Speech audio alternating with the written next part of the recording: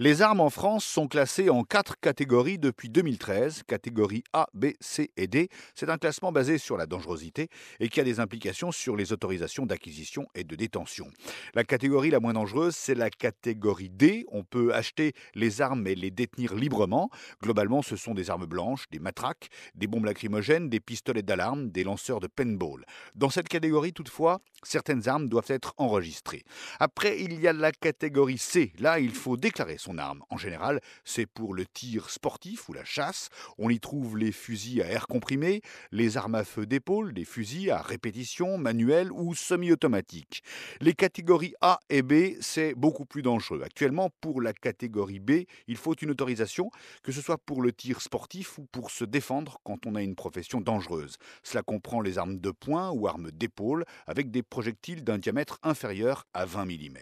Et puis il y a la catégorie A, les armes sont interdites aux particuliers, il faut dire qu'on y trouve des armes à répétition automatique, des mitrailleuses, des choses encore plus impressionnantes comme des canons, des mortiers, des lance-roquettes, des lance-grenades, des bombes, des torpilles et des mines.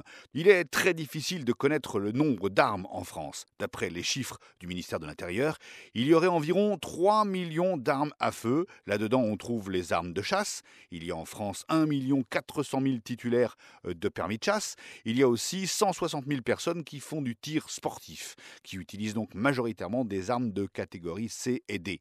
Enfin, il y a les estimations. Et là, les chiffres ne sont plus les mêmes. Les différentes sources, armuriers, spécialistes, estiment qu'il y a en France entre 10 et 20 millions d'armes à feu. Alors dans le lot se trouvent de très vieilles armes qui datent souvent de la Seconde Guerre mondiale, des armes des grands-parents ou des arrière-grands-parents non déclarées. Mais à côté, on trouve bien sûr les armes issues du trafic, utilisées par le banditisme ou le terrorisme. La principale filière du trafic d'armes en France, ce sont les Balkans, à la suite de l'éclatement de l'ex-Yougoslavie dans les années 90, avec des millions d'armes à feu sur ces territoires.